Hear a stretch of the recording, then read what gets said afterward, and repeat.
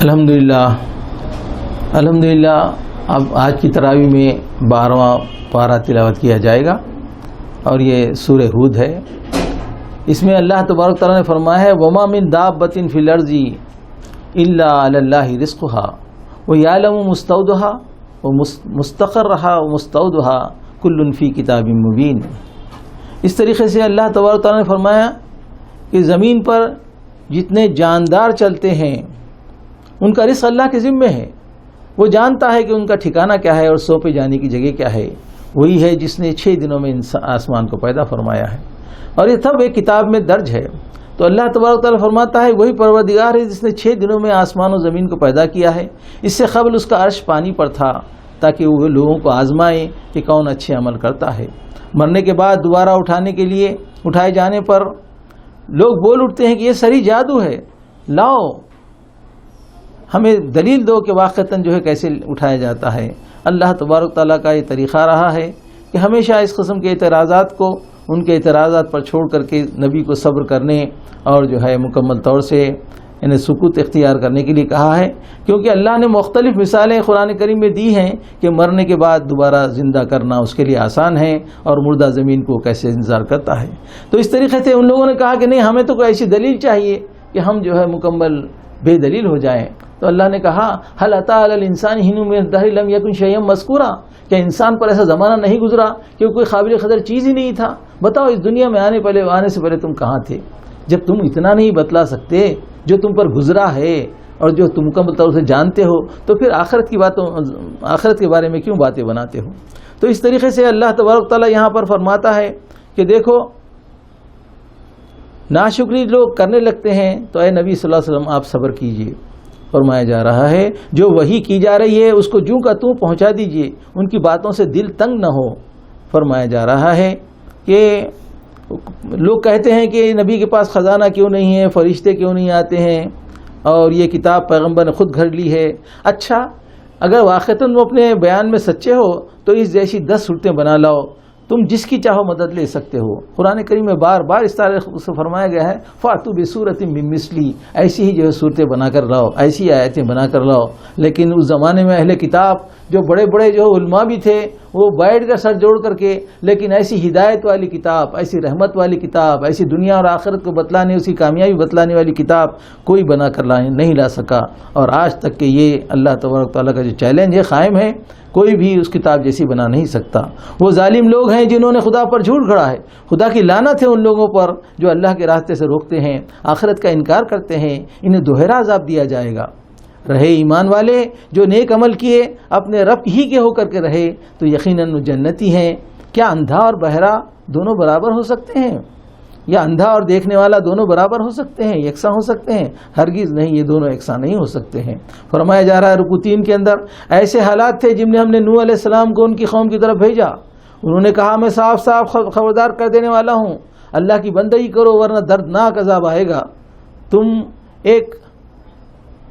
تم ایک ہماری طرح انسان ہو۔ ان لوگوں نے کہا کہ دیکھو آپ ہمارے جیسے انسان ہیں اور ہمارے اندر آپ کے اندر کوئی فرق نہیں ہے، اور پھر یہ کہ ہماری قوم کے ارذل جو لوگ ہیں، یعنی غلام اور چھوٹے نیچے درجے کے لوگ، وہ بے سوچے سمجھے تمہاری پیروی اختیار کر لیے ہیں، ہم تمہیں جھوٹا سمجھتے ہیں۔ اب تمہیں کیسے بتلایا جائے کہ دلیل روشن پر میں قائم تھا، اس نے خاص رحمت سے مجھے نوازا، اور تم نہ جاننا چاہو تو میں زبردستی، تم نہ ماننا چاہو تو میں زبردستی تمہارے سر پر چپیک نہیں سکتا۔ میں نے تم سے اس کام پر کوئی اجرت نہیں مانگی ہے، میں ان لوگوں کو کیسے دھتکار سکتا ہوں کہ اگر میں ایسا کروں گا تو اللہ سے مجھے کون بچائے گا؟ یہ نوح علیہ السلام کی قوم بھی کہتی تھی، اور پیغمبروں کا ایک جو مخاطب قوم ہے ان کا طریقہ یہ تھا کہ جب بھی پیغمبر ایمان پیش کرتے تو نچلے طبقے کے لوگ، غریب اور مسکین لوگ قبول کرتے، اور وہ اللہ کے رسولوں کے قریب رہتے۔ تو عام طور پہ قریش کے سرداروں کا اور دوسرے اس سے پہلے جو رعونت والے مشرکین تھے ان کا کہنا یہی تھا کہ ان ننگے بھوکے لوگوں کو جو تمہارے اطراف بیٹھے ہوئے ہیں ہٹاؤ، ورنہ ہم تمہاری مجلس میں کیسے آئیں گے، ہماری شان کے خلاف میں ہے۔ تو یہاں پر بتلایا جا رہا ہے کہ میں کیسے ان لوگوں کو جو ہے اپنے آپ سے ہٹا دوں، اور میں ان کو جو ہے کیسے دور کر دوں، کیونکہ میں جو ہے یہ پسند نہیں کر سکتا کہ جو اللہ پر ایمان لائے ہیں اسے میں کیسے دھتکار دوں۔ اگر میں ایسا کروں گا تو مجھے اللہ سے بچانے والا کوئی نہ ہوگا، نہ میرے پاس خزانے ہیں، نہ میں غیب کا علم رکھتا ہوں، نہ میں فرشتہ ہوں۔ آخر کار قوم نے کہا اب بہت جھگڑا ہو چکا، لے آؤ عذاب جس کی تم دھمکی دیتے ہو۔ کہا کہ عذاب تو اللہ کی طرف سے ہوگا، اس کو کوئی تم روک نہ سکو گے۔ اے نبی صلی اللہ علیہ وسلم کہہ دیجئے اگر یہ کلام میں نے گھڑ لیا ہے تو اس کی ذمہ داری مجھ پر ہے، اور جو جرم تم کر رہے ہو اس سے میں بری و ذمہ ہوں۔ رکوع 4 میں فرمایا جا رہا ہے نوح علیہ السلام سے کہا گیا کہ جو ایمان لا چکے ہیں، اب دوسرے ایمان لانے والے نہیں ہیں، کشتی بناؤ، ظالموں کے بارے میں سفارش ہرگز نہ کرنا۔ سردار ہنسنے لگے، کہا کہ کشتی خشکی میں بنائی جا رہی ہے؟ تو کہا گیا کہ ہاں آج تم ہنس رہے ہو، ایک دن آئے گا کہ ہم تم پر ہنسیں گے۔ اس طریقے سے فرمایا جا رہا ہے کہ ہمارا حکم آیا، تنور ابل پڑا، جانوروں کا ایک ایک جوڑا رکھ لیا گیا۔ یہ وہ لوگ جن کی نشاندہی کی گئی تھی کشتی میں سوار ہو گئے، یعنی ایمان والے سوار ہو گئے، اور جو ایمان نہیں لائے وہ سوار کشتی میں نہیں ہو سکے۔ تو اس طریقے سے اللہ تبارک تعالیٰ نے ان لوگوں کو کشتی میں سوار فرما دیا، اور یہ کشتی چل پڑی، اور وہ جو خشکی تھی اس پر ٹھاٹے مارتا ہوا سمندر آ گیا۔ آسمان سے زمین سے خوب بارش ہوئی، تنور ابل پڑا، اور تمام جو ہے چاروں طرف پانی پانی تھا، اور وہ جو ہے اس میں کشتی چل رہی تھی، موج پہاڑ کی طرح اٹھ رہی تھی۔ نوح علیہ السلام نے کہا بیٹا ہمارے ساتھ سوار ہو جا، کافروں کے ساتھ نہ رہے۔ اس نے کہا کہ نہیں، ابھی میں اس پہاڑ پر چڑھ جاتا ہوں جو مجھے بچا لے گا۔ آج کوئی چیز بچانے والی نہیں ہے سوائے اس پر جس پر اللہ رحم فرمایا گیا۔ اور اس طریقے سے وہ ایک بڑی سی موج آئی، اور جو ہے ان کے بیٹے کو پانی میں کھینچ کر چلی گئی، اور اس طریقے سے وہ بے یار و مددگار ڈوب گئے۔ اللہ کے حکم سے کشتی جودی پہاڑ پر ٹک گئی، زمین و آسمان سے بارش تھم گئی۔ نوح علیہ السلام اپنے بیٹے کے لیے فریاد کی، کہا کہ پروردگار وہ میرا بیٹا ہے، لڑکا ہے۔ کہا کہ نہیں، وہ تمہاری اولاد نہیں ہے، بلکہ وہ بگڑا ہوا کام تھا، تیرے گھر والوں میں سے نہیں تھا، تو حقیقت نہیں جانتا، اور مجھ سے ایسی چیزوں کی درخواست نہ کرنا جاہلوں کی طرح، اور تو جاہلوں میں سے نہ ہو جا۔ نوح علیہ السلام نے فوراً عرض کیا اے میرے پروردگار میں تیری پناہ مانگتا ہوں اس چیز سے جو میں تجھ سے مانگوں جس کا مجھے علم نہ ہو۔ تو اگر نے مجھے معاف نہ کیا تو میں برباد ہو جاؤں گا۔ حکم ہوا نوح اتر جا سلامتی کے ساتھ، اور برکتیں ہیں تجھ پر، بس صبر کر، انجام کار متقیوں کے ساتھ ہے۔ اے محمد صلی اللہ علیہ وسلم یہ غیب کی خبریں ہیں جو ہم تمہاری طرف وحی کر رہے ہیں، اس سے پہلے نہ تم ان کو جانتے تھے اور نہ تمہاری قوم، بس صبر کرو، انجام کار متقیوں کے ساتھ ہے۔ اس طریقے سے اللہ تبارک تعالیٰ نے اب یہاں پر اسی صورت کو آگے بڑھایا ہے، سورہ ہود کو۔ اب رکوع 5 کی بات چل رہی ہے۔ اللہ تبارک تعالیٰ نے فرمایا ہے اس رکوع کے اندر، اور وہ قوم عاد کی طرف ان کے بھائی ہود علیہ السلام کو بھیجا۔ انہوں نے کہا کہ اے برادران قوم، اللہ کی بندگی کرو، تمہارا کوئی خدا اللہ کے سوا نہیں ہے، اور تم نے جو جھوٹے خدا گھڑ رکھے ہیں وہ تمہارا کچھ نفع کر سکتے ہیں نہ نقصان۔ اے برادران قوم، تم میں سے کوئی اجر نہیں چاہتا، صبر کرو۔ اللہ تبارک تعالیٰ پیغمبر نے کہا کہ اے برادران قوم، میں تم سے کوئی اجر کا طالب نہیں ہوں، میرا اجر تو اللہ تبارک تعالیٰ کے ذمے ہے جس نے مجھے پیدا کیا۔ اور میری قوم کے لوگوں اپنے رب سے معافی چاہو، پھر اس کی طرف پلٹو، وہ آسمان کے دہانے کھول دے گا، مزید قوت دے گا۔ قوم نے جواب دیا تیرے کہنے سے ہم اپنے معبودوں کو نہیں چھوڑ سکتے، بلکہ تجھ پر ہمارے معبودوں کی مار پڑ گئی ہے۔ میں شہادت دیتا ہوں، نبی نے کہا میں شہادت دیتا ہوں، تم گواہ رہو کہ خدائی میں کسی کو شریک نہیں کرتا، تمام تمہارے معبودوں سے میں بیزار ہوں، سب مل کر اپنی سی کرو، مجھے مہلت نہ دو، میرا بھروسہ اللہ پر ہے۔ اگر تم منہ موڑتے ہو تو میں نے اپنا پیغام پہنچا دیا ہے۔ جب اللہ کا حکم آیا اور ایمان والے بچا لیے گئے، اور قوم سخت عذاب سے تباہ ہو گئی، آخرت میں ان پر اللہ کی پھٹکار پڑے گی۔ رکوع 6 میں فرمایا جا رہا ہے اور سمود کی طرف ہم نے صالح علیہ السلام کو بھیجا، وہی تعلیمات پیش کی، یعنی اللہ کی بندگی کرو، اس سے معافی چاہو، وہی دعاؤں کا سننے والا اور جواب دینے والا ہے۔ قوم نے کہا تجھ سے ہمیں بڑی توقعات تھی اے صالح، لیکن تو نے جو ہے ہماری تمام توقعات پر پانی پھیر دیا، یہ تو نے کیا بے کھڑا کر رکھا ہے۔ بالآخر انہوں نے معجزہ طلب کیا، اللہ نے انہیں معجزانہ طور پر معجزہ عطا فرمایا، لیکن انہوں نے اس معجزے کو جو ہے یعنی اللہ کے حکم کی نافرمانی کی. ہوا یہ کہ قوم چاہتی تھی کہ ایسا معجزہ مل جائے جس سے ہم جو ہے یقین کر لیں کہ واقعتاً تو پیغمبر ہے اور یہ سب باتیں اللہ کی طرف سے ہے. چنانچہ صالح علیہ السلام نے دعا کی تو ایک بڑا سا پتھر جو ہے ٹوٹا اور اس میں سے اونٹنی نکلی اور اونٹنی نکلتے ہی بچہ دیا. اور اس طریقے سے ان لوگوں کو معجزے کا جو مطالبہ تھا اس مطالبے کو پورا کر دیا گیا. اس کے بعد کہا کہ دیکھو اب یہ اونٹنی تمہارے پانی میں سے پانی کی حصہ دار بن گئی, چارے میں تھے چارے کی حصہ دار بن گئی. ایک دن یہ خود جو ہے پورے پانی پی لے گی اور جو ہے دوسرے دن تم لوگوں کو پانی کا موقع ملے گا. اس طریقے سے بڑا امتحان میں ڈال دیا گیا اور اس طریقے سے ان کو جو ہے یعنی وہ جو ہے دشمنی اختیار کرنے. بلاخر انہوں نے قوم کے ایک آدمی کو, شقی آدمی کو تیار کیا اور انہوں نے اونٹنی کی کوچے کاٹ ڈالی, اسے مار ڈالا. صالح علیہ السلام نے کہا بس اب 3 دن اپنے گھروں میں پڑے رہو.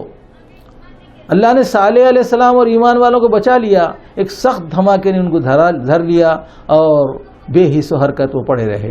رکوع 7 میں فرمایا جا رہا ہے ابراہیم علیہ السلام ان کے پاس فرشتے آئے انسانی شکل میں, تو انہوں نے ان کی ضیافت کے لیے بچڑا بھون کر لا دیا, لیکن انہوں نے کھانے کی طرف ہاتھ نہیں بڑھایا. تو ابراہیم علیہ السلام کو خوف ہوا تو انہوں نے پوچھا کہ تم اجنبی معلوم ہوتے ہو, کون ہو؟ تو انہوں نے بتلایا کہ ہم خدا کے بھیجے ہوئے ہیں. اور اس کے بعد انہوں نے اسحاق علیہ السلام اور یعقوب علیہ السلام کی خوشخبری دی. یعنی اس طریقے سے ابراہیم علیہ السلام کو اولاد اور پوتے کی خوشخبری دی.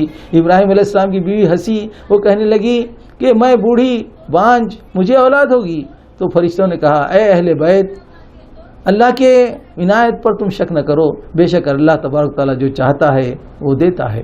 اس طریقے سے ابراہیم علیہ السلام اللہ تعالیٰ سے قوم لوط کو بچانے کے سلسلے میں بار بار گزارش کرنے لگے. قرآن میں کہا گیا کہ وہ جھگڑنے لگے تو اللہ تبارک تعالیٰ نے روک دیا اور کہا کہ فرشتے لوط کے پاس پہنچے اور انہوں نے دیکھا کہ خوبصورت لڑکے آئے ہوئے ہیں تو ساری قوم بےتاب ہو کر کے ان کے گھر کی طرف دوڑ پڑی. انہوں نے کہا کاش میرے پاس طاقت ہوتی تو میں ان کو مہمانوں کو بچا سکتا. اور اس طریقے سے فرشتوں نے جب دیکھا تو اپنا ظاہر کیا اور کہا کہ ہم فرشتے ہیں, اللہ کی طرف سے بھیجے گئے ہیں, اس قوم پر اللہ کی پھٹکار ہے. چنانچہ اس طریقے سے فرشتوں نے بتلایا اور کہا کہ رات گئے اہل ایمان کو ساتھ لے کر نکل جاؤ, صبح قریب ہے, الیس الصبح بقریب, اور بستی کو تل پٹ کر کے رکھ دیا گیا. رکوع 8 میں فرمایا جا رہا مدینے والوں کے پاس ہم نے شعیب علیہ السلام کو بھیجا. انہوں نے کہا کہ ٹھیک ٹھیک ناپو تولو, گھاٹا نہ دو, فساد برپا نہ کرو, میں تم پر نگران بنا کر نہیں بھیجا گیا ہوں گا. تو اس وقت میں شعیب علیہ السلام کو اس کی قوم نے کہا تیری نماز یہ کہ تجھ کو یہ سکھاتی ہے کہ ہم سارے معبودوں کو چھوڑ کر ایک معبود کی بات کریں, اور پھر ہم کو اپنے مال میں خرچ کرنے کا اختیار نہیں ہے, تصور نہیں کر سکتے مال تمہارے کہنے کے مطابق خرچ کریں, یہ تو بڑی زیادتی ہے. انہوں نے کہا, پیغمبر نے کہا اللہ نے مجھے کھلی شہادت پر رکھا ہے, اچھا رزق دیا ہے, میں تمہاری گمراہیوں اور حرام خوریوں میں کیسے شریک ہو سکتا ہوں؟ جن چیزوں سے میں تمہیں روکتا ہوں اس کا ارتکاب میں خود کیسے کروں گا؟ ڈرو اس عذاب سے جو نوح علیہ السلام پر ہوا, ہود پر یا صالح علیہ السلام کی قوم پر ہوا, توبہ کرو. اس طریقے سے شعیب علیہ السلام نے کہا, شعیب السلام نے ان کو نصیحت کی. ان لوگوں نے کہا کہ اے شعیب علیہ السلام تو ایک بے زور آدمی ہے, اگر تیرا قبیلہ نہ ہوتا تو ہم کبھی کی تجھے سنسار کر دیتے. شعیب علیہ السلام نے کہا میری قوم کے لوگوں, کیا میرا قبیلہ تم پر بھاری ہے اللہ سے زیادہ؟ اور اس طریقے سے اسے قوم اللہ سے زیادہ بھاری ہے. اے قوم تم اللہ کی گرفت سے باہر نہیں ہو. اچھا اپنے طریقے پر تم کام کرو, میں اپنے طریقے پر کام کرتا رہوں گا. بہت جلد معلوم ہو جائے گا کہ کس پر ذلت کا عذاب آنے والا ہے اور کون جھوٹا ہے. آخرکار ہمارے فیصلے کا وقت آ گیا اور اپنی رحمت سے ہم نے شعیب علیہ السلام اور مومنوں کو بچا لیا اور ظلم کرنے والوں کو سخت دھماکے نے آ پکڑا اور وہ ایسے ہو گئے جیسے کبھی تھے ہی نہیں. رکوع 9 میں فرمایا جا رہا ہے حضرت موسیٰ علیہ السلام کو نشانیوں کے ساتھ ہم نے فرعون اور اعیان سلطنت کی طرف بھیجا, مگر قوم نے فرعون کی پیروی کی, حالانکہ وہ بہت حد سے نکلا ہوا تھا. قیامت کے روز وہ اپنی قوم کی پیشوائی کرتے ہوئے دوزخ کی طرف لے جائے گا. لعنت ہے اس پر, بدتر صلہ ہے ان کے لیے. یہ چند بستیوں کی سرگزشت ہے جو ہم نے تمہیں سنا رہے ہیں. ان میں سے بعض بستیاں بھی کھڑی ہیں اور بعض کی فصل کٹ گئی ہے. ہم نے ظلم نہیں کیا, انہوں نے اپنے اوپر خود ظلم ڈھایا. جب اللہ کا حکم آ گیا تو اللہ کو چھوڑ کر جنہیں پکارتے تھے ان کے کچھ کام نہ آ سکے. اور جب تیرا رب کسی ظالم بستی کو پکڑتا ہے تو اس کی پکڑ بڑی سخت ہوتی ہے. ہر ایک کو چاہیے کہ عذاب اور آخرت کا خوف کرے. وہ دن ہوگا جس کے آنے میں کوئی تاخیر نہیں ہے، کسی کی مجال نہیں ہے کہ وہ اللہ کی بارگاہ میں سفارش کرے، الا یہ کہ اس کی اجازت ہو۔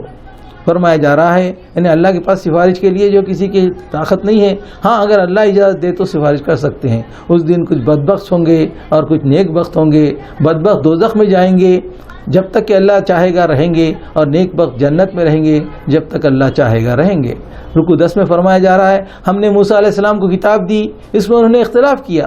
اب اس قرآن کے بارے میں بھی اختلاف کیا جا رہا ہے۔ اگر یہ بات پہلے سے طے نہ کی گئی ہوتی تو کبھی کا فیصلہ چکا دیا جاتا۔ اے نبی صلی اللہ علیہ وسلم، تمہارے ساتھ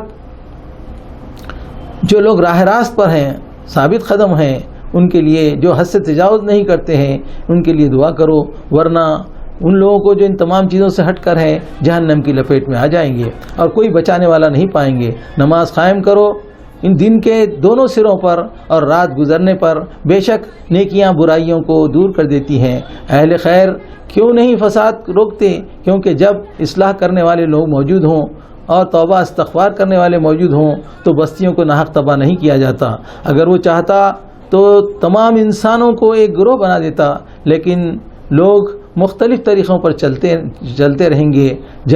جن میں تیرے رب کی رحمت ہو وہی بے راہریوں سے بچیں گے۔ تیرے رب کی بات پوری ہو کر رہے گی، میں جہنم کو جنوں اور انسانوں سے بھر دوں گا۔ اے نبی صلی اللہ علیہ وسلم، پیغمبروں کے خصلے اس لیے سنائے جا رہے ہیں، تمہیں پیغمبروں کے خصے اس لیے سنائے جا رہے ہیں تاکہ تمہارا دل مضبوط ہو۔ تم کو علم ملا ہے، ایمان لانے والوں کو نصیحت اور بیداری ان قصوں کے ذریعے سے ملی ہے۔ رہے وہ لوگ جو ایمان نہیں لاتے ہیں ان سے کہہ دو تم اپنے طریقے پر چلو، میں اپنے طریقے پر چلوں گا۔ انجام کار کا تم بھی انتظار کرو، میں بھی منتظر رہوں گا۔ آسمان اور زمین میں جو کچھ چھپا ہوا ہے اسی کے قبض قدرت میں ہے، سارا معاملہ اسی کی طرف رجوع ہونا ہے، اسی پر بھروسہ رکھو۔ جو کچھ تم کر رہے ہو تیرا رب اس سے بے خبر نہیں ہے۔ اس طریقے سے یہاں پر سورہ ہود کا 12واں پارہ جاری ہے۔ اب یہاں پر سورہ یوسف شروع ہوتا ہے۔ فرمایا گیا یہ سورت الف لام را تلک آیات الکتاب المبین، یعنی یہ وہ کتاب ہے جو مکمل طور سے اللہ تبارک تعالیٰ نے کھلے طور پر احکامات نازل کرنے والی بھیجی ہے، اور اس سے پہلے آپ ان تمام چیزوں کو نہیں جانتے تھے۔ یہ سورت احسن القصص ہے، اس لیے پڑھنے والے اپنے اندر ایمان کی غذا پاتے ہیں اور روحانی لذت محسوس کرتے ہیں، حلاوت محسوس کرتے ہیں۔ یوسف علیہ السلام کی سرگزشت پوری سورت کو گھیر لیا ہے۔ اس قصے میں ایک گہری حقیقت کی طرف توجہ دلائی گئی ہے کہ ساری دنیا مل کر گمراہ کرنا چاہے تو گمراہ نہیں کر سکتی، بلکہ انہی تدبیروں سے اٹھنے کی صورت اللہ نکال دیتا ہے۔ فرمایا جا رہا ہے اللہ جس کو اوپر اٹھائے اس کو کوئی گرا نہیں سکتا ہے۔ رکوع 1 میں فرمایا گیا عربوں سے کہا جا رہا ہے کہ یہ کتاب عربی میں نازل کی گئی ہے تاکہ تم سمجھو۔ یوسف علیہ السلام نے کہا ابا جان میں نے خواب دیکھا ہے، میں نے دیکھا ہے کہ 11 ستارے ہیں اور سورج و چاند ہیں، وہ مجھے سجدہ کر رہے ہیں۔ باپ نے کہا بیٹا اپنا خواب اپنے بھائیوں کو نہ سنانا، وہ درپے آزار ہوں گے۔ حقیقت یہ ہے کہ شیطان آدمی کا کھلا دشمن ہے، جس طرح تمہارے باپ دادا پر اللہ نے نعمت تمام کی تھی اسی طرح تم پر بھی نعمت تمام کرے گا، اور تمہیں اس نے جو ہے منتخب فرمایا ہے اور فرمائے گا۔ رکوع 2 میں فرمایا جا رہا ہے اب آگے حضرت یوسف علیہ السلام ان کے بھائیوں کا قصہ شروع ہوتا ہے۔ بھائیوں نے کہا یوسف اور اس کا بھائی ہمارے باپ کو زیادہ عزیز ہیں، لہٰذا یوسف کو قتل کر دو یا کہیں پھینک دو تاکہ ہماری طرف باپ کی توجہ ہو جائے۔ ایک نے کہا قتل نہ کرو بلکہ کسی کنویں میں پھینک دو، راہ چلتا مسافر نکال لے گا، یعنی ایسے کنویں میں پھینک دو جس میں پانی نہیں ہے تاکہ راہ چلتا مسافر کوئی نکال لے گا۔ پھر باپ سے وعدہ کر کے یوسف علیہ السلام کو اپنے ساتھ لے گئے، اور پھر وہاں انہوں نے جو ہے یوسف علیہ السلام کے کپڑے خون میں بھگو کر کے لائے۔ انہوں نے کہا کہ ہم جو ہے کھیل رہے تھے، سامان کے پاس ہم نے یوسف علیہ السلام کو بٹھا دیا تھا، ایک بھیڑیا آیا اور اس نے یوسف علیہ السلام کو کھا لیا۔ باپ نے کہا میں صبر سے کام لوں گا۔ اور اس طریقے سے یہاں پر ایک نبی کی عظمت بتائی جا رہی ہے کہ ان تمام مصیبتوں میں بھی زبان سے کوئی شکوہ شکایت نہیں، بلکہ صرف اللہ تبارک تعالیٰ پر صبر اور اسی پر یقین اور بھروسہ رکھنے کی بات آتی ہے۔ اب یہاں پر اس کنویں میں جو پھینک دیا گیا تو وہاں سے قافلہ گزرا، اس قافلے والوں کو پانی کی ضرورت تھی، تو ایک شخص نے آ کر کے پانی کا ڈول کنویں میں ڈالا، اور جب یوسف علیہ السلام اس ڈول کو پکڑ کر اوپر آ گئے تو انہوں نے کہا کہ سبحان اللہ، یہاں تو لڑکا ہے. چنانچہ انہوں نے اس کو نکال لیا. اس زمانے میں طریقہ تھا بیچنے کا، مصر لا کر کے ان کو فروخت کر دیا. مصری سردار نے یوسف علیہ السلام کو خریدا. ان کی بیوی اور بیوی سے کہا کہ ہم کو اس سے نفع ہوگا یا ہم اسے بیٹا بنا لیں گے. اب دوسرا مرحلہ شروع ہوتا ہے جو عزیز مصر کی بیوی کی طرف سے عشق اور محبت کی شکل میں نمودار ہوتا ہے. ایک مرتبہ عزیز مصر کی بیوی نے کمرہ بند کر لیا اور بولی بس آ جا. لیکن یوسف علیہ السلام نے خدا کی پناہ مانگی. اگر یوسف علیہ السلام نے اپنے رب کی برہان نہ دیکھ لی ہوتی تو وہ بھی اس کی طرف بڑھتے. تاہم ہم بدی اور بے حیائی کو اس سے دور کر دیا. حقیقت یہ ہے کہ ہمارے چنے ہوئے بندوں میں سے تھا. آخرکار یوسف علیہ السلام آگے اور وہ پیچھے پیچھے دروازے کی طرف دوڑے. عورت نے یوسف علیہ السلام کا قمیص پکڑ لیا اور کھینچ کر پھاڑ ڈالا. دونوں نے شوہر کو دروازے پر پایا. عورت نے الزام لگایا، مگر ایک گواہ نے کہا کہ کرتا اگر سامنے سے پھٹا ہو تو یوسف قصوروار ہے، اگر پیچھے سے پھٹا ہو تو عورت قصوروار ہے. دیکھا گیا کہ کرتا پیچھے سے پھٹا ہے. عزیز مصری جان گیا کہ معاملہ کیا ہے. یہ تم عورتوں کی چالاکیاں ہیں، واقعی بڑے غضب کی چالاکیاں ہوتی ہیں تمہاری. یوسف علیہ السلام اس معاملے میں درگزر کر اور اے عورت تو اپنے قصور کی معافی مانگ، تو ہی اصل خطا کار ہے. اور اس طریقے سے یعنی اس وقت میں ایک کہنے والے نے کہا یہ تمام چیزیں کہ دیکھو اس طریقے سے قصوروار معلوم ہو جائے گا. چنانچہ یہ بات کھل کر کے آ گئی کہ غلطی زلیخا کی ہے، عزیز مصر کی بیوی کی ہے، نہ کہ یوسف علیہ السلام کی ہے. رکوع 4 میں فرمایا جا رہا ہے شہر کی عورتوں میں چرچا ہونے لگا کہ عزیز مصر کی بیوی اپنے نوجوان غلام کے پیچھے پڑی ہوئی ہے. محبت نے اس کو بے قابو کر دیا ہے. ہمارے نزدیک تو سری غلطی پر ہے. اس نے جب یہ مکارانہ باتیں سنی تو انہیں بلاوا بھیجا. ایک تکیہ دار مجلس کا آراستہ کیا اور ضیافت میں پھل اور چھریاں رکھ دی. چھریوں سے کاٹ کر کے پھل کھا رہے تھے. عین وقت میں جب کہ یہ لوگ پھل چھیل کر کاٹ کر کھا رہے تھے تو اس نے یوسف علیہ السلام کو اشارہ کیا کہ ان کے سامنے نکل آئیں. جب انہوں نے یوسف علیہ السلام کو ان کے حسن کو دیکھا تو دنگ رہ گئی. اپنے ہاتھ کاٹ لیے اور بے اختاختہ پکارا حاشا للہ ما ھذا بشر ان ھذا ملک کریم. حاشا للہ، یہ تو انسان نہیں، یہ کوئی بزرگ فرشتہ ہے. عزیز مصر کی بیوی نے کہا دیکھ لیا تم نے، یہ ہے وہ شخص جس کے معاملے میں تم مجھ پر باتیں بناتی تھی. بے شک میں نے اس کو رجھانے کی کوشش کی مگر یہ بچ نکلا. اگر میرا کہنا نہ مانے گا تو قید کیا جائے گا اور بہت ذلیل و خوار ہوگا. یوسف علیہ السلام نے کہا اے میرے رب مجھے قید منظور ہے ورنہ ان کی چالوں میں پھنس جاؤں گا. چنانچہ یوسف علیہ السلام قید میں ڈال دیے گئے. رکوع 5 میں فرمایا جا رہا ہے کہ 2 غلام اور بھی جیل میں ساتھ داخل ہوئے. ایک روز ان میں سے ایک نے کہا میں نے خواب دیکھا ہے کہ میں شراب کشید کر رہا ہوں. دوسرے نے کہا میں دیکھ رہا ہوں کہ میرے سر پر روٹیاں ہیں اور پرندے نوچ کر کھا رہے ہیں. یوسف علیہ السلام نے موقع پاتے ہی تبلیغ کا اسلام کا کام شروع کیا اور بتلایا کہ وہ کون ہیں. ابراہیم اور اسماعیل علیہ السلام سے اپنے تعلق کو انہوں نے واضح کیا اور فرمایا کہ اے زندان کے ساتھیوں تم خود سوچو بہت سے متفرق خدا بہتر ہیں یا ایک اللہ. تم اس کو چھوڑ کر کسی اور کی بندگی کیسے کر رہے ہو؟ وہ اس کے سوا کچھ نہیں کہ چند نام ہیں. یعنی قرآن کریم میں بار بار فرمایا گیا ہے کہ یہ جن کو خدا بنا رکھے ہیں ان کی کوئی حقیقت نہیں ہے. کسی کو انہوں نے جو ہے نام دے دیے ہیں، یہ بارش کا دیوتا ہے، یہ جو ہے دولت کا دیوتا ہے، یہ علم کی دیوی ہے. یہ تمام انہوں نے جو اپنی طرح سے رکھ لیے آج بھی اور پہلے زمانے میں بھی. یہ بس نام ہے، نام کے سوا کچھ نہیں ہے، ان کی حقیقت کچھ نہیں ہے. اے زندان کے ساتھیوں، اس طریقے سے انہوں نے کہا کہ ایک خدا کی غلامی بہتر ہے یا ایک ایسا غلام ہے جس کے بہت سے آقا ہیں اور اس کا ایک وہ بہتر ہے یا وہ جس کا ایک آقا ہے. یعنی مطلب یہ ہے کہ وہ بہت سارے خداؤں کی تم جو کیسے بندگی کر سکتے ہو جبکہ ایک خدا کی بندگی ہی میں ساری چیزیں جو ہے تم کو ملنے والی ہے. اے زندان کے ساتھیوں تم خود سوچو بہت سے متفرق خدا بہتر ہیں یا ایک اللہ. تم اس کو چھوڑ کر جن کی بندگی کر رہے ہو وہ اس کے سوا کچھ نہیں کہ چند نام ہیں جو تم نے اور تمہارے باپ دادا نے رکھ لیے ہیں. لہٰذا تم صرف ایک خدا کی بندگی کرو. پھر آپ نے خواب کی تعبیر بتلائی. کہا کہ تم میں سے ایک جو بادشاہ کو شراب پلائے گا اور دوسرا سولی پر چڑھا دیا جائے گا اور پرندے اس کے سر کو نوچ کر کھائیں گے. رہا ہونے والے شخص سے آپ نے کہا کہ شاہ مصر سے میرا تذکرہ کرنا، لیکن شیطان نے بھول ڈال دی اور وہ وہاں جانے کے بعد بھی ذکر نہیں کیا اور کئی سال تک یوسف علیہ السلام قید میں رہے. رکوع 6 میں فرمایا جا رہا ہے ایک روز بادشاہ نے دیکھا خواب میں، مصر کا جو بادشاہ تھا اس نے دیکھا خواب میں کہ 7 موٹی گائیں ہیں اور 7 دبلی گائیں ہیں. یہ 7 جو ہے دبلی گائیں ہیں وہ موٹی گایوں کو کھا رہی ہیں. اناج کی 7 بالیں ہری ہیں اور 7 بالیں سوکھی ہوئی ہیں. درباریوں نے اسے خواب پریشان کہا اور اس کی تعبیر نہیں بتلائے.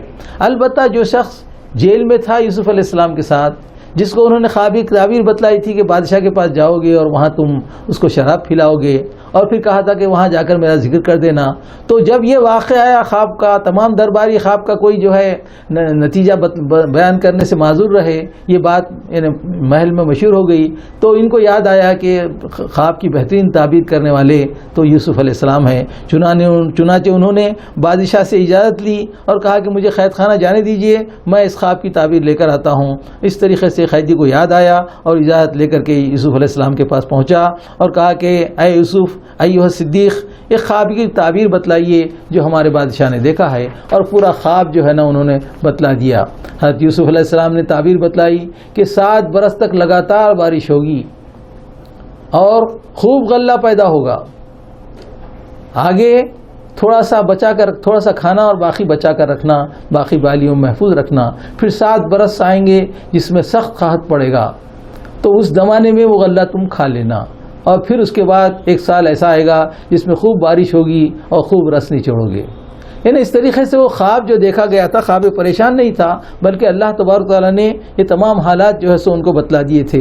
تو اس طریقے سے یہاں پر بتلایا جا رہا ہے کہ وہ خواب بتلایا گیا. بادشاہ کو جب یہ خواب معلوم ہوا، رکوع 7 میں فرمایا جا رہا ہے کہ یوسف علیہ السلام کو بلا بھیجا، لیکن یوسف علیہ السلام نے کہا کہ مجھ پر الزام ہے، جب تک اس کی تحقیق نہ کر لیں میں نہیں آؤں گا. چنانچہ عورتوں کو بلایا گیا، عزیز مصر کی بیوی کو بلایا گیا، ان سے پوچھا گیا تو سب نے کہا یوسف علیہ السلام پاک دامن ہیں، عفت مآب ہیں، اس کی گواہی دی. اور یوسف علیہ السلام کی اس سے یوسف علیہ السلام کی جو غرض یہ تھی کہ عزیز مصر جان لے کہ وہ در پردہ خائن نہیں ہے، اور یہ کہ خیانت کرنے والے کبھی بھی جو ہے اپنی چالوں میں کامیاب نہیں ہو سکتے ہیں.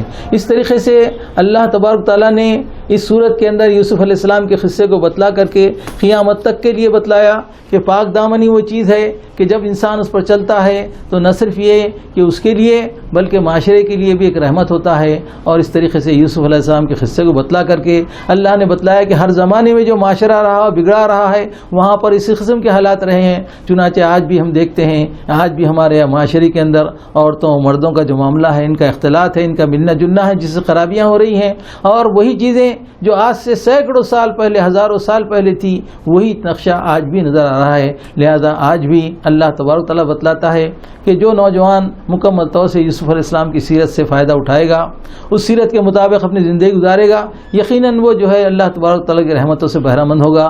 تو اس طریقے سے اللہ تبارک تعالیٰ نے اپنے قرآن کریم کے ذریعے سے یہ واحد صورت ہے جس کے اندر کوئی دوسری صورت کا ذکر نہیں ہے اور دوسرے واقعوں کا ذکر نہیں ہے، نہ دوسرے پیغمبروں کا ذکر ہے. ایک کا اور تنہا یوسف علیہ السلام کی سرگوش بیان کی گئی ہے کہ کس طریقے سے معاملہ ہوا ہے. اور آگے آپ دیکھیں گے کہ کس طریقے سے یوسف علیہ السلام کو اللہ تبارک تعالیٰ نے عزت سے نوازا، اور یہ کہ وہ مصر کی تقریباً حکمرانی ان کو حاصل ہو گئی، اور کس طریقے سے اللہ تبارک تعالیٰ نیکوکاروں کو بدلہ دیا کرتے ہیں. اس طریقے سے اللہ تبارک تعالیٰ اپنی کتاب عظیم کے ذریعے سے بتلاتا ہے کہ دنیا میں آزمائشیں آتی ہیں، لیکن جو اس آزمائشوں میں ثابت قدم رہتا ہے اللہ تبارک تعالیٰ اس کو کامیابی سے بہرہ مند فرماتے ہیں اور دنیا اور آخرت میں اس کو کامیابی عطا فرماتے ہیں.